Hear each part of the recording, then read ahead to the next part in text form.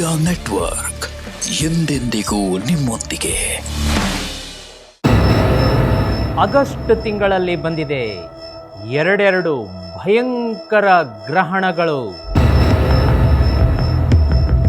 ಸೂರ್ಯಗ್ರಹಣ, ಚಂದ್ರಗ್ರಹಣ ಕೇವಲ 15 ದಿನಗಳ ಅಂತರದಲ್ಲಿ ಅಪ್ಪಳಿಸಲಿವೆ. ಎರಡೆರಡು ಡೇಂಜರಸ್ ಗ್ರಹಣಗಳು. ಈ ಎರಡು ಗ್ರಹಣಗಳು ಒಂದೇ ತಿಂಗಳಿನಲ್ಲಿ ಬಂದಿರೋದ್ರಿಂದ ಭೂಮಿಗೆ ಕಾದಿದೆಯಾ ಕಂಟಕ. ಇದೊಂದು ಸಣ್ಣ ತಪ್ಪನ್ನ ಮಾಡೋದ್ರಿಂದ ದಾಂಪತ್ಯದಲ್ಲಿ ಆಗಲಿದೆಯಾ ಬಿರುಕು, ಡೈವರ್ಸ್ವರೆಗೂ ಹೋಗುತ್ತಾ ಈ ಸಮಾಚಾರ. ಈ ಆಗಸ್ಟ್ ತಿಂಗಳು ಪೂರ್ತಿ 5 ಕೆಲಸಗಳನ್ನ ಮಾಡಲೇಬಾರದು. ಹಾಗಾದ್ರೆ ಈ ಗ್ರಹಣಗಳ ಸಂಪೂರ್ಣ ವಿವರ ಈ ಸಂಚಿಕೆಯಲ್ಲಿ ನೋಡೋದನ್ನ ಮುಂದುವರಿಸಿ.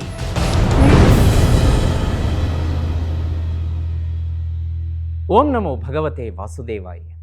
ಲಕ್ಷ್ಮೀ ಸಮೇತ ಶ್ರೀಮನ್ನಾರಾಯಣರ ದಿವ್ಯಪಾದ ಚರಣಕಮಲಗಳಿಗೆ ಅನಂತ ಕೋಟಿ ವಂದನೆಗಳು. ವೀಕ್ಷಕರೇ, ಈ ಆಗಸ್ಟ್ ತಿಂಗಳಲ್ಲಿ 2 ಗ್ರಹಣಗಳು 15 ದಿನಗಳ ಅಂತರದಲ್ಲಿ ಸಂಭವಿಸಲಿಕ್ಕಿದೆ. ಆಗಸ್ಟ್ 12ನೇ ತಾರೀಕು ಅಮಾವಾಸ್ಯೆಗೆ ಸೂರ್ಯಗ್ರಹಣ, ಇನ್ನು ಆಗಸ್ಟ್ 28ನೇ ತಾರೀಕು ಚಂದ್ರಗ್ರಹಣ ನೂಲು ಹುಣ್ಣಿಮೆಗಿದೆ. ಕೇವಲ 15 ದಿನಗಳ ಅಂತರದಲ್ಲಿ ಈ 2 ಗ್ರಹಣಗಳು ಸಂಭವಿಸ್ತಾ ಇದೆಯಲ್ಲ, ಇದು ಶುಭ ಸೂಚಕವಂತೂ ಅಲ್ಲ. ಯಾವಾಗ ಒಂದು ತಿಂಗಳ ಅಂತರದಲ್ಲೇ ಈ 2 ಗ್ರಹಣಗಳು ಅಪ್ಪಳಿಸುತ್ತೆ, ಆ ಸಂದರ್ಭದಲ್ಲಿ ವಿಶ್ವದಲ್ಲಿ ಏನೆಲ್ಲ ನಡೆಯುತ್ತೆ. ನಿಮಗೊಂದು ಕುತೂಹಲ ಗೊತ್ತಿರಲಿ, ಮಹಾಭಾರತ ಯುದ್ಧ ಆರಂಭ ಆಗೋದಕ್ಕಿಂತ ಮುಂಚಿತವಾಗಿ ಆ 1 ತಿಂಗಳ ಮುಂಚೆ ಇದೇ ಥರ ಕೇವಲ 15 ದಿನಗಳ ಅಂತರದಲ್ಲಿ ಸೂರ್ಯಗ್ರಹಣ ಮತ್ತು ಚಂದ್ರಗ್ರಹಣ ಸಂಭವಿಸಿತ್ತು. ಯೋಚನೆ ಮಾಡಿ, ಈ 2 ಗ್ರಹಣಗಳು ಶುಭವನ್ನೇನು ಹೊತ್ತು ತರ್ತಾ ಇಲ್ಲ. ಇದರ ಬಗ್ಗೆ ಸಂಪೂರ್ಣ ಮಾಹಿತಿಯನ್ನು ಈ ಸಂಚಿಕೆಯಲ್ಲಿ ನಿಮಗೆ ನೀಡ್ತಾ ಹೋಗ್ತೀನಿ.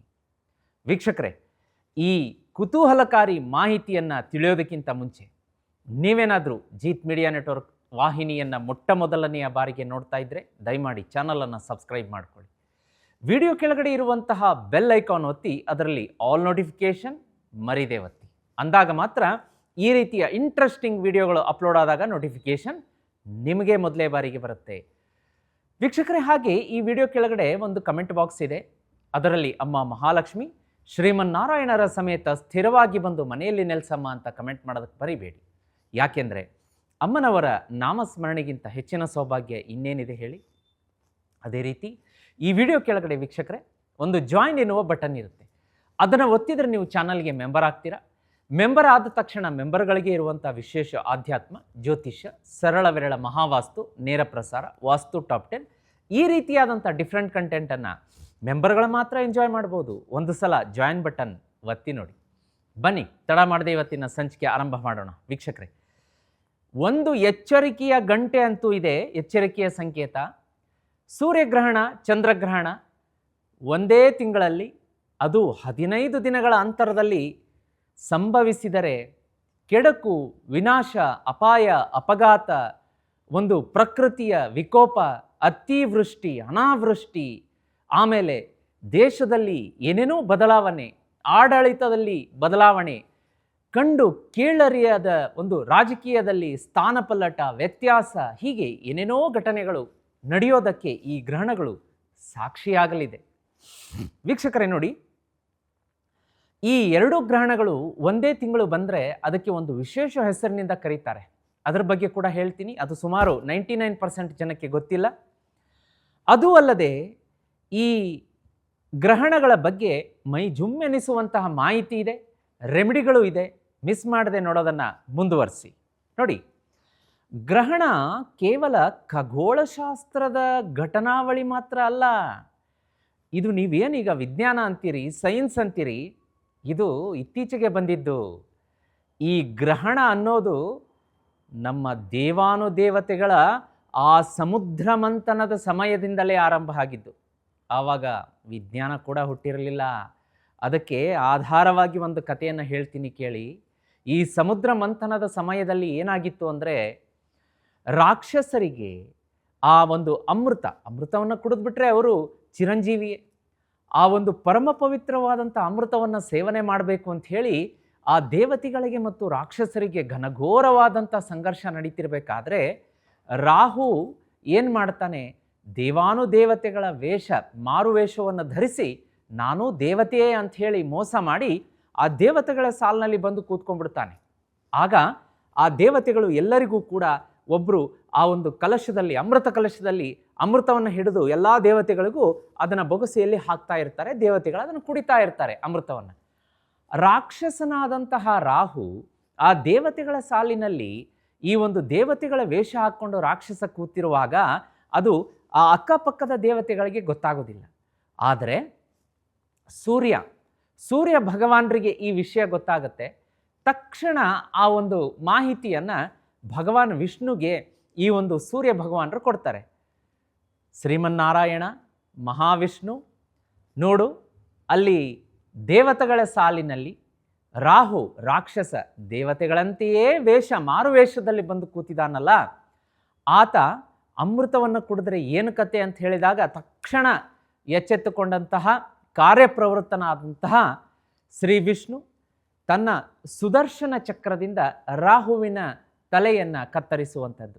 ಆಲ್ರೆಡಿ ದೇವತೆಗಳಿಂದ ಅಮೃತವನ್ನು ಪಡೆದು ಒಂದು ಅರ್ಧ ಬೊಗಸೆಯಷ್ಟು ಆ ರಾಹು ಅಮೃತವನ್ನು ಕುಡಿದು ಬಿಡ್ತಾನೆ. ಹಾಗಾಗಿ ಅವನ ಶಿರಚ್ಛೇದ ಆದರೂ ಕೂಡ ದೇಹ ಅಮರತ್ವವಾಗಿ ಒಂದು ಅಜರಾಮರ ರೀತಿಯಲ್ಲಿ ಅದು ಉಳಿದು ಬಿಡುತ್ತೆ. ನೋಡಿ, ಅದಕ್ಕೆ ಈ ರಾಹು ಗ್ರಹ ಈ ಸೂರ್ಯ ಭಗವಾನರು ವಿಷ್ಣುವಿಗೆ ಹೇಳಿ ಅಮೃತವನ್ನು ಕುಡಿಯಲಾರದ ರೀತಿ ಮಾಡಿದ್ರಿಂದ ಈ ವಿಷ್ಣು ಅದಕ್ಕಿಂತ ಹೆಚ್ಚಾಗಿ ಈ ಸೂರ್ಯ ಚಂದ್ರರ ಮೇಲೆ ರಾಹುವಿಗೆ ಮತ್ತು ಕೇತುವಿಗೆ ಬಹಳ ಸಿಟ್ಟು.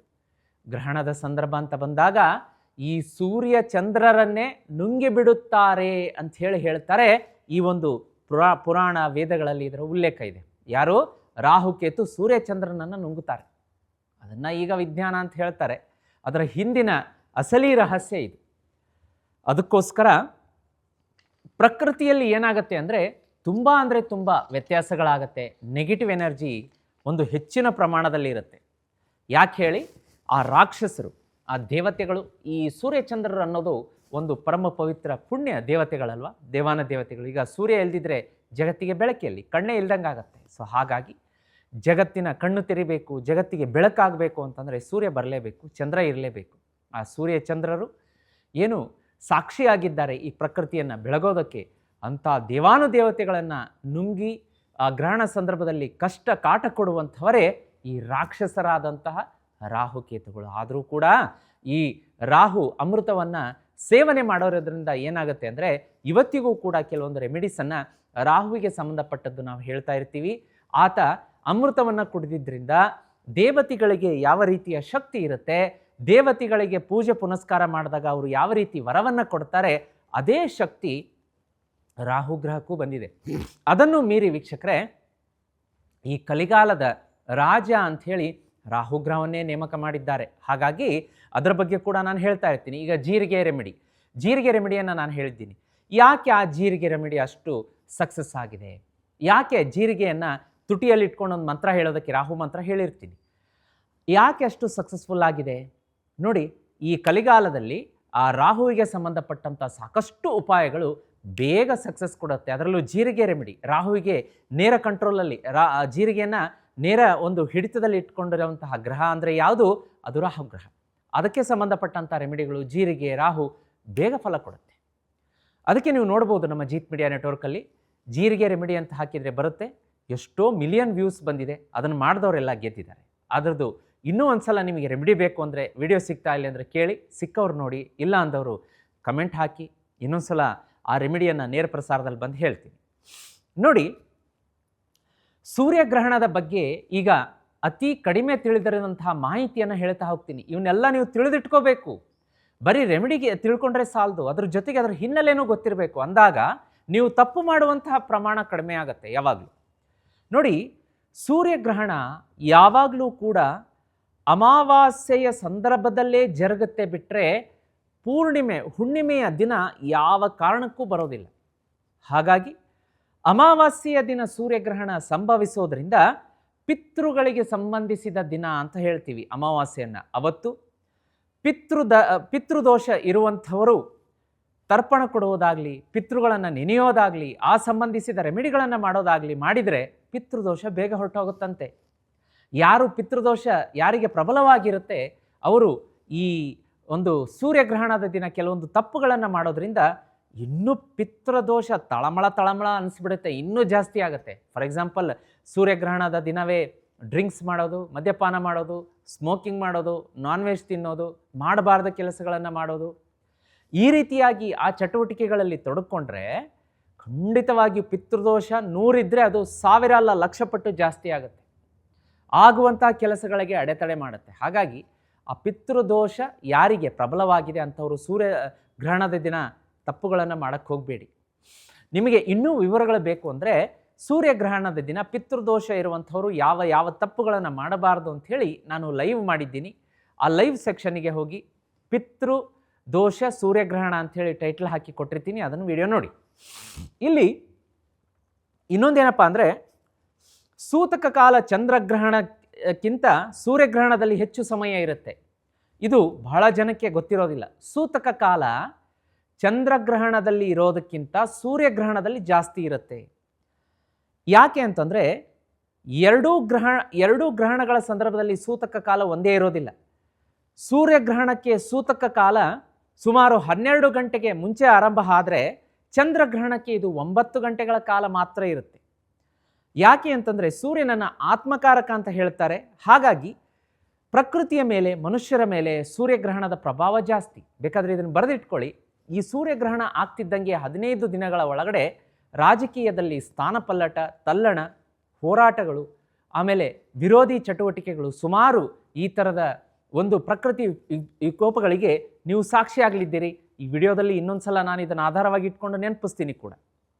ಆಮೇಲೆ ಸ್ಕಂದ ಪುರಾಣ ಮತ್ತು ಇತರ ಗ್ರಂಥಗಳ ಪ್ರಕಾರ ಸೂರ್ಯಗ್ರಹಣ ಇರಲಿ, ಚಂದ್ರಗ್ರಹಣ ಇರಲಿ, ಗರ್ಭಿಣಿಯರು ಬಹಳ ಜಾಗೃತಿಯಾಗಿರಬೇಕಾಗತ್ತೆ. ಆ ವಿಶೇಷವಾಗಿ ಚಂದ್ರಗ್ರಹಣನೂ ಅಷ್ಟೇ ಡೇಂಜರು. ಆ ಸೂರ್ಯಗ್ರಹಣದಲ್ಲಿ ಯಾರಾದರೂ ಈಗ ಗರ್ಭಿಣಿಯರು ಯಾವ ಗ್ರಹಣದಲ್ಲೂ ಯೂಸ್ ಮಾಡಬಾರ್ದು.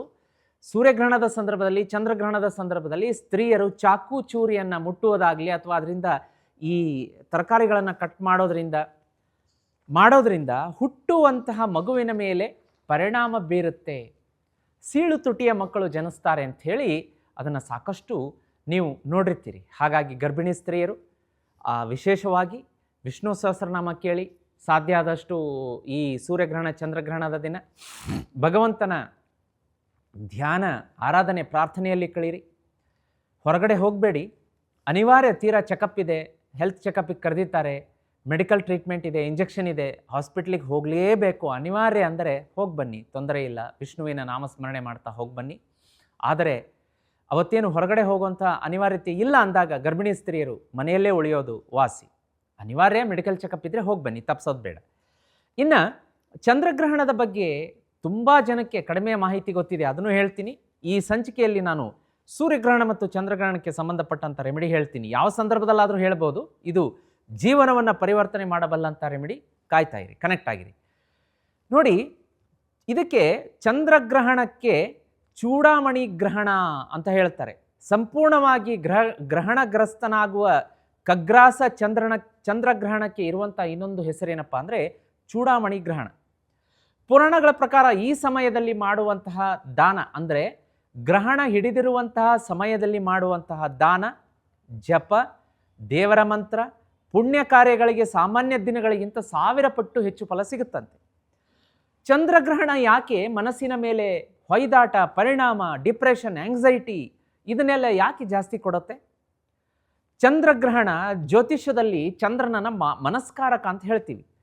ಹಾಗಾಗಿ ಚಂದ್ರಗ್ರಹಣದ ಸಂದರ್ಭದಲ್ಲಿ ಮಾನಸಿಕ ಗೊಂದಲ, ಅತಿಯಾದ ಆಲೋಚನೆ, ಓವರ್ ಥಿಂಕಿಂಗ್, ನಿದ್ರಾಹೀನತೆ ಆ ಒಂದು 15, 30, 40 ದಿವಸಗಳ ಸಂದರ್ಭದಲ್ಲಿ ಎಲ್ಲ ಜಾಸ್ತಿ ಆಗುತ್ತೆ.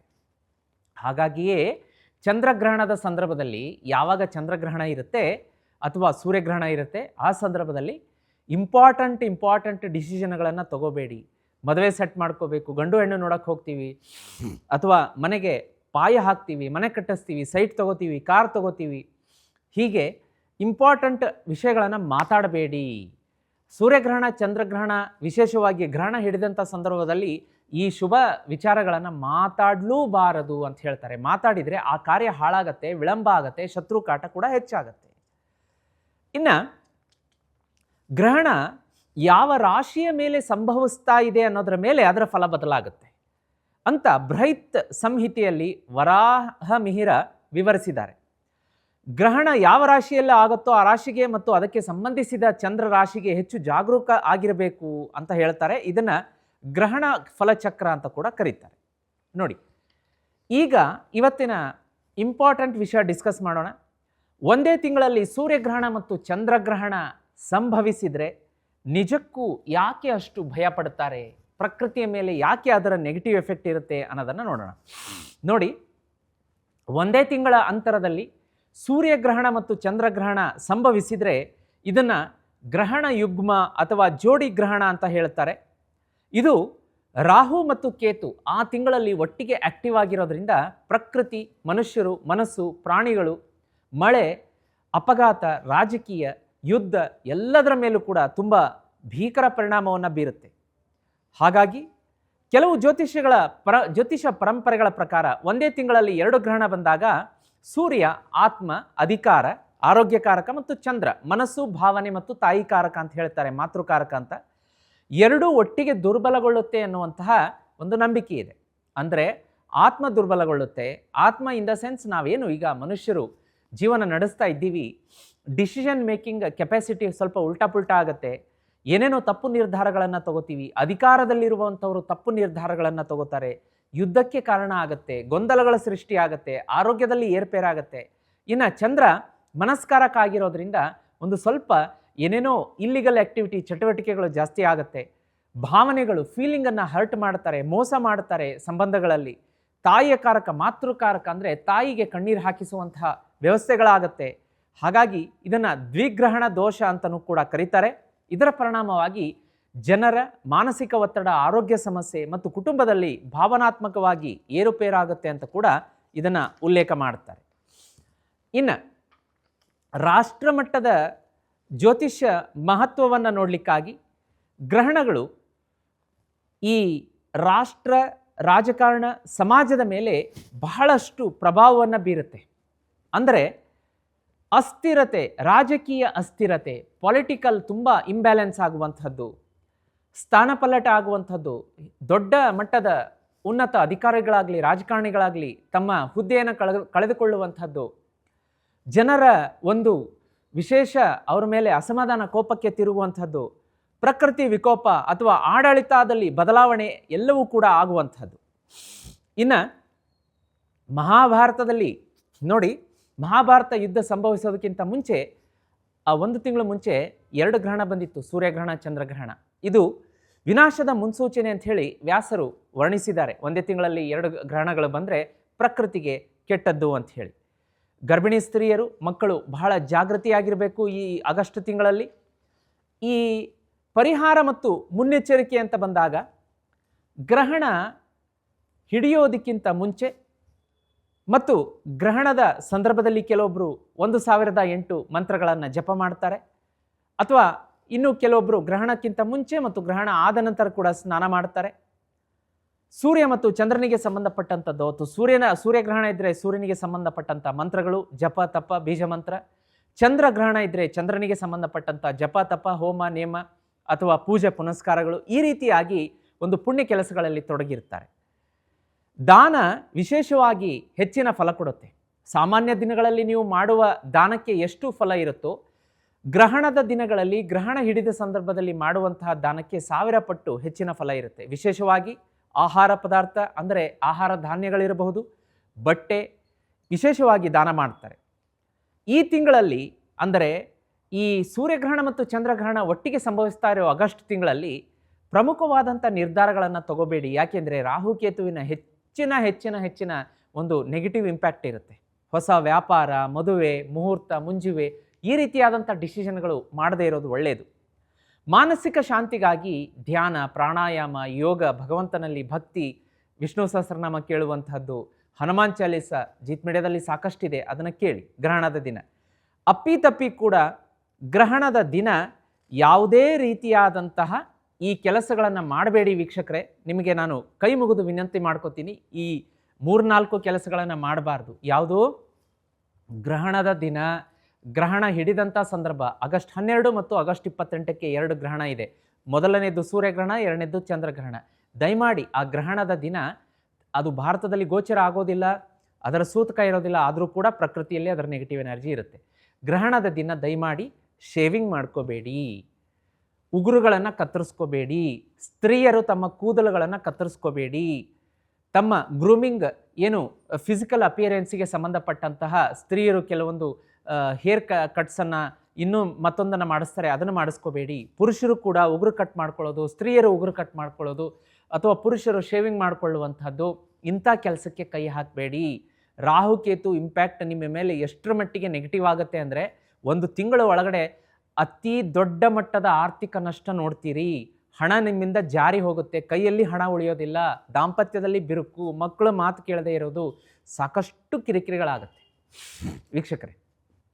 ಅದು ಅಲ್ಲದೆ ಕೊನೆಯದಾಗಿ ಒಂದು ರೆಮಿಡಿ ಹೇಳ್ತೀನಿ, ಕಾಯ್ತಾ ಇರಿ, ಅದು ಲೈಫ್ ಚೇಂಜಿಂಗ್ ರೆಮಿಡಿ ಇದೆ.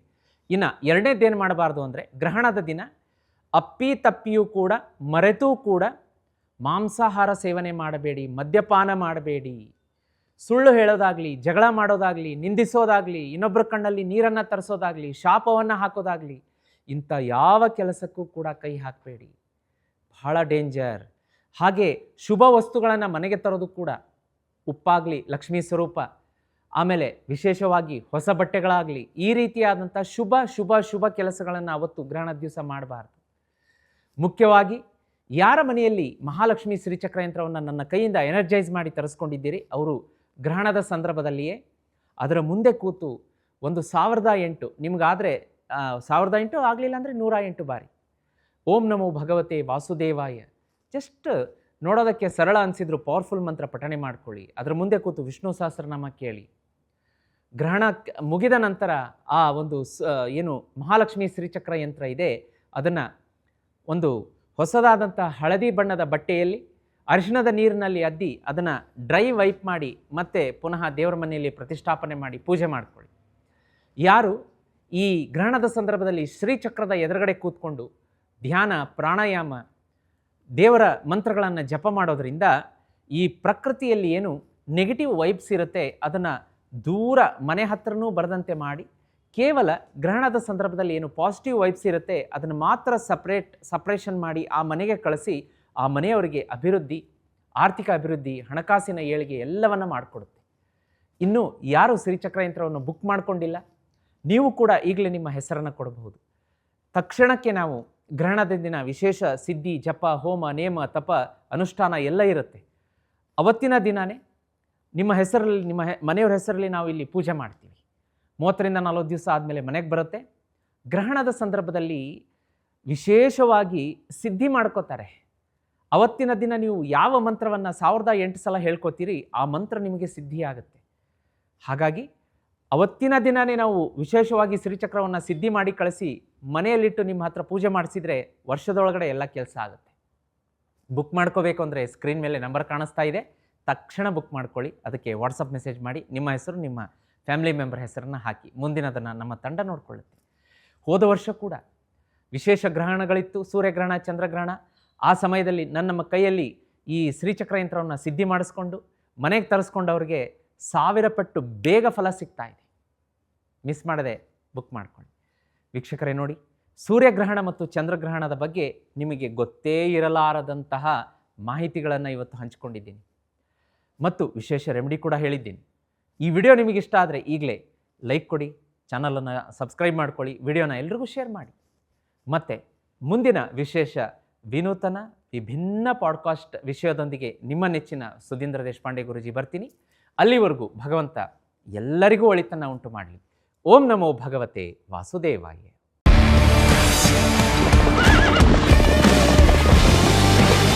ಜೀತ್ ಮೀಡಿಯಾ ನೆಟ್ವರ್ಕ್ ಎಂದೆಂದಿಗೂ ನಿಮ್ಮೊಂದಿಗೆ.